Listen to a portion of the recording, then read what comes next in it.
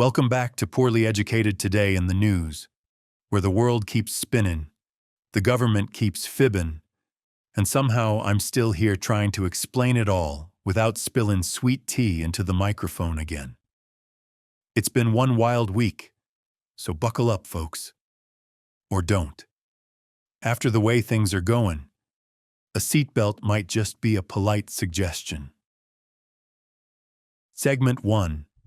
The DHS Cliff, Shut Down Chicken, and the Great Migration of Common Sense. Now listen here. Washington is once again playing the world's most aggravating game of chicken, and the chicken is Homeland Security. Congress signed themselves a big old bill keeping the lights on everywhere except the one department that actually responds when raccoons raid your porch or someone tries to smuggle fireworks into a Chuck E. Cheese. DHS is now on a countdown shorter than my patience at the DMV, and Democrats are saying they ain't signing nothing unless ICE calms down, while Republicans are saying they'll calm down when the sun freezes over and J.D. Vance learns how to blink naturally on camera. Meanwhile, the Senate's over there chanting unrealistic demands, like they ain't the same folks who shut down the government once because someone's nephew wanted a border wall made out of Lego bricks. And all I can think is, y'all expect the government to run smooth, but you put the same people in charge who can't even pass a single file line at Golden Corral. This shutdown drama is like if NASCAR drivers deliberately forgot how to turn left. Segment 2. Operation Metro Surge and Minneapolis having the worst week since mosquito season.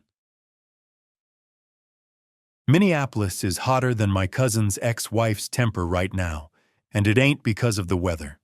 Operation Metro Surge is plowing through the city harder than a lifted F-150 hitting black ice, and let me tell you, it's ugly.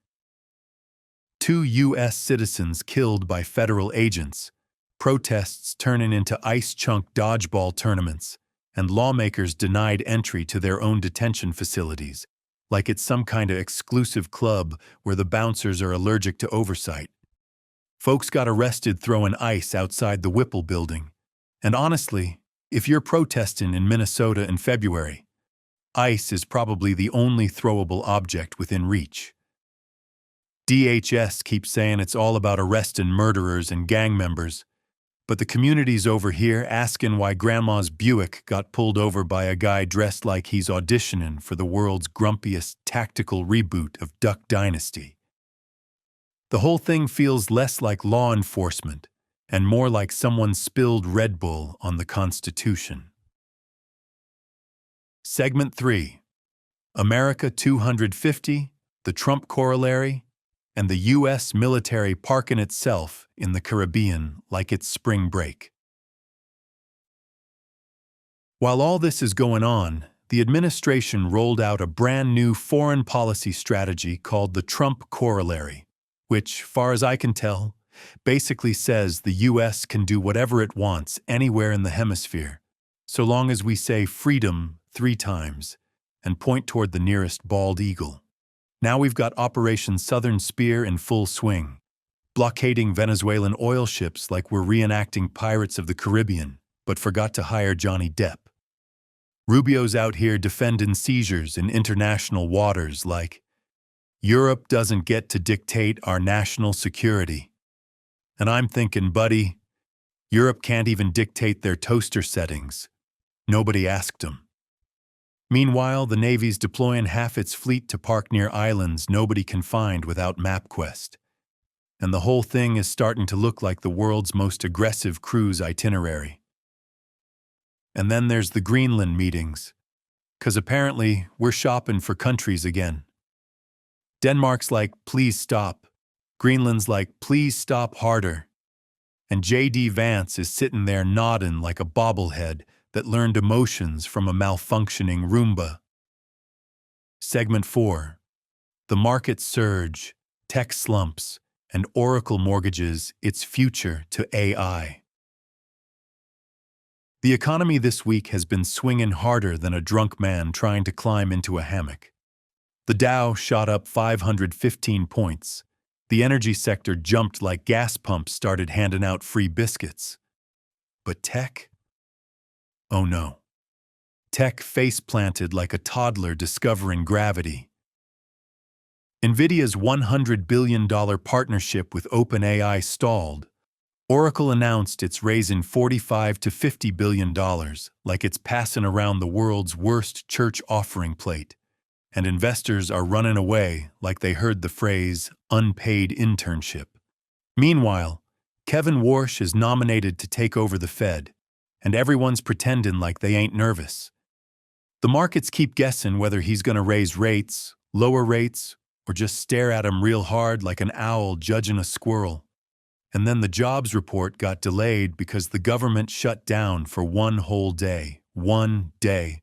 My cousin Bubba once drove his truck into a swamp, walked home, ate a sandwich, and still made it to work on time. But apparently the BLS works on the honor system of delicate Victorian poets. Segment 5. Super Bowl fever, Olympic tragedy, and the world continuing to do whatever the opposite of calm is. It's Super Bowl week, baby. Seahawks versus Patriots. America 250 banners hanging everywhere. And a halftime show by Bad Bunny, who I thought was going to be some kind of children's mascot until I listened to the music and realized I am 97 years old spiritually. Trump recorded a pre-game message saying football represents the American industrial spirit, which I assume means something about throwing things real far and hoping nobody checks the rule book too closely. But the Olympics hit us with emotional whiplash. Breezy Johnson won gold. Absolutely incredible. Meanwhile, Lindsey Vonn had a horrific crash that ended her comeback bid. It's like America can't have good news without someone immediately handing us a tragedy to go with it. Like a combo meal we did not order. Then the Grammys gave Bad Bunny Album of the Year. Kendrick snagged half the rap trophies, and across the country, Black History Month launched with huge events, including Destination Crenshaw. And if that wasn't enough chaos, Nancy Guthrie, the mother of Savannah Guthrie, was kidnapped, with DNA confirmation and ransom demands.